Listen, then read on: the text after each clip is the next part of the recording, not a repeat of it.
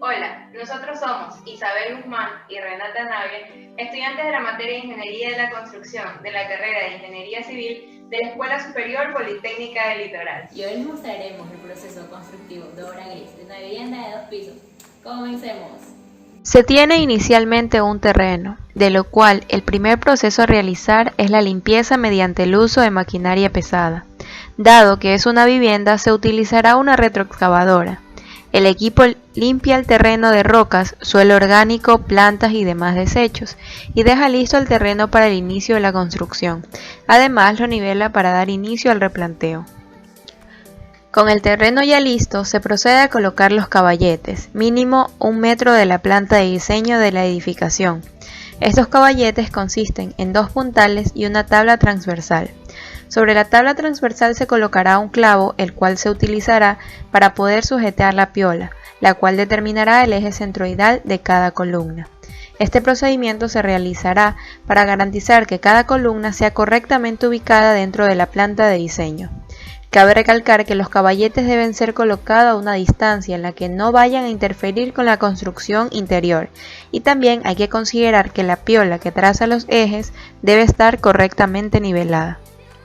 Una vez realizado el trazado de los ejes, se procede a excavar, teniendo en cuenta que esta tarea se la puede realizar de forma manual o mecánica. Para el primer caso, se utilizarán herramientas como picos, palas o barretas, y para la excavación mecánica lo más común es utilizar retroexcavadoras, también conocidas como gallinetes, aunque dependiendo de la profundidad de la excavación se la puede realizar con un bobcat con cuchara. Un factor importante a tener en cuenta es que el ancho de excavación debe ser mayor al ancho del pilote, ya que se toma en cuenta un espacio suficiente para realizar tareas como el encofrado y apuntalamiento. Este espacio puede abordar entre 40 o 50 centímetros de cada lado de la cimentación. Asimismo, dependiendo de las características del suelo, se deberán tomar en cuenta excavar una profundidad mayor a la especificada en los planos, con el objetivo de hacer mejoramiento al suelo en caso de ser necesario. Luego de realizar la excavación de los plintos, se colocará replantillo en el fondo de la excavación, con la finalidad de aislar al suelo de la cimentación y que el suelo de ésta no se vea afectada por los materiales o reacciones del suelo. A su vez, se evita la pérdida de humedad. Para el replantillo se usa hormigón simple de baja resistencia, aproximadamente de 140 kg centímetro cuadrado, y cuyo espesor oscila entre los 5 y 10 centímetros. Como siguiente paso, se procede a hacer el armado de la zapata. La malla debe estar separada del replantillo por separadores o también como lo conocemos por galletas. Una vez colocadas las mallas, se procede con el encofrado. Para así, después del encofrado, proceder a verter el hormigón. Una vez que ya esté fundida la base de la zapata, se procede a hacer el encofrado de cada columna. Tenemos que recordar que se debe verificar que el centro de la columna se encuentra en la intersección con las piolas que trazamos al inicio del replanteo, para así, después, proceder al vertido del hormigón.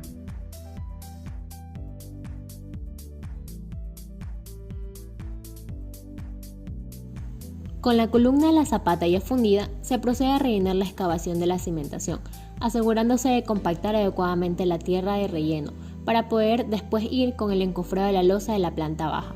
Para las riostas se establece el armado de los elementos, luego se realiza el encofrado. El encofrado es de madera y se conforma de tablones, cuartones y tiras. Los tablones cumplen con la función de confinamiento, confinan el hormigón vertido, mientras que cuartones y tiras cumplen con la función de amarre, lo cual va unido con clavos de cemento. Es necesario apuntalar estos elementos con cuartones, los cuales van apoyados a otros cuartones enterrados en el terreno a una profundidad de 2/3 de la longitud. Una vez establecida la estructura, se procede a fundir los elementos.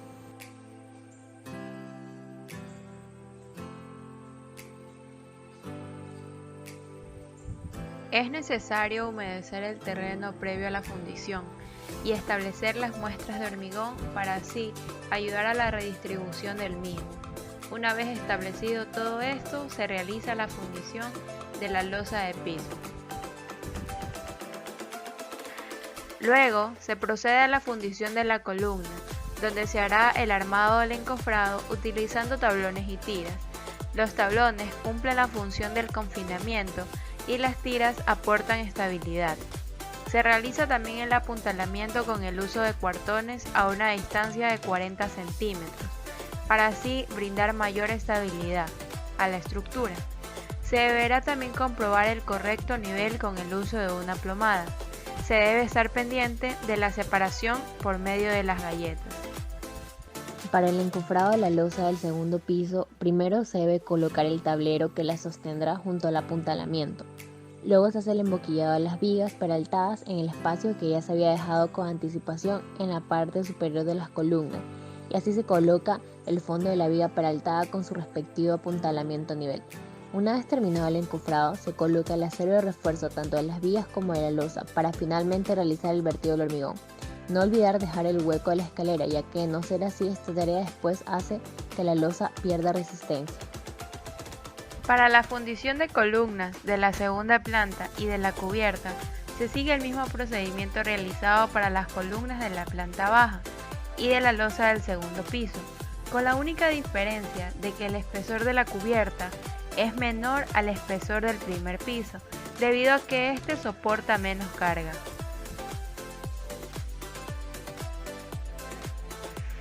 De acuerdo al plano, se graficará las escaleras en las paredes o muros.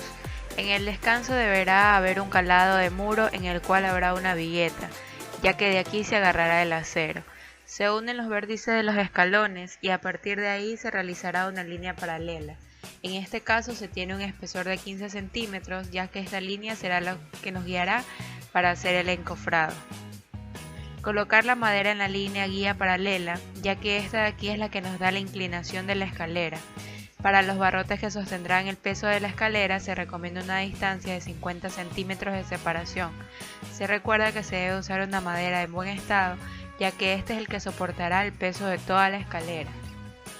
En el suelo, donde estará la zapata o pie de arranque de la escalera, deberá haber una excavación de por lo menos unos 40 centímetros de profundidad. Antes de colocar el acero también se debe hormigonar con un replantillo, para así evitar que el acero tenga contacto con la tierra. El armado inferior de la escalera se realiza en cuadrículas de 10 por 10 centímetros y asimismo la madera no deberá tocar este acero, por lo tanto se utilizarán separadores. Para el acero inferior del primer tramo se dobla a modo de que se sujete con la vigueta del descanso en la barra superior de la viga. El armado inferior de la escalera llegará hasta agarrarse con la viga de la losa. Este acero se agarra de las barras inferiores de la viga y en el descanso se agarra de la barra inferior de la vigueta. Para el armado superior de la escalera, el color azul, el acero va guiándose con las líneas que unen los escalones. Se recomienda dejar 2 centímetros debajo de esta línea para que al momento del colado del hormigón se eviten las cangrejeras o huecos. Así, en el primer tramo se colocará 1/3 de cada lado del acero y se agarrarán estas en las viguetas del descanso, mientras que las del segundo tramo se agarran de la parte superior. El segundo tramo se une directamente a la viga de la losa. En este caso, el acero ingresa por la parte inferior del armado de la viga y se sujeta al armado superior. Como último refuerzo se tiene este que sale desde la losa y se apoya en las 2 barras inferiores del armado de la viga. Así, se arma el encofrado para los escalones y se guía con los gráficos ya marcados. Para colocar la madera con su respectivo listón, esto se hace para evitar el movimiento al momento del colado del hormigón.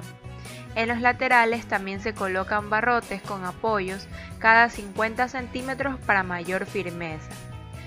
Se cola el hormigón desde la parte baja hasta la parte superior y se recomienda humedecer el hormigón de 2 a 3 veces al día por 15 días, para que así la escalera gane su máxima resistencia. Una vez realizado esto, se desencofra. Para la construcción del muro de mampostería se crea el mortero de arena fina, cemento y agua. Es importante mezclar bien el mortero y asegurarse que no existan grumos secos dentro del mismo. En cuanto al agua, Hay que asegurarse que la trabajabilidad del mortero sea la adecuada para el pegado del bloque. Hay que asegurar que el piso donde se pegará el bloque esté totalmente limpio y también se debe humedecer la superficie para garantizar adherencia. También es importante medir la distancia entre los chicotes antes del pegado del bloque para confirmar que los bloques entrarán dentro de dichos espacios. El proceso de pegado del bloque inicia colocando piolas horizontales al nivel de la superficie horizontal superior del bloque, para de esta manera verificar que todos estén nivelados. En cuanto a la capa de mortero que se coloca antes de ubicar el bloque, es importante que ésta sea uniforme, para que la superficie del mismo esté nivelada. Al colocar cada bloque se dan golpes en la superficie superior para que estos se asienten bien en la mezcla del mortero. Por último, es importante verificar el nivel horizontal de la pared. Entonces para esto se usa la plomada, para poder verificar que no existe desviación en la elevación de la pared. Y finalmente queda la construcción en obra gris.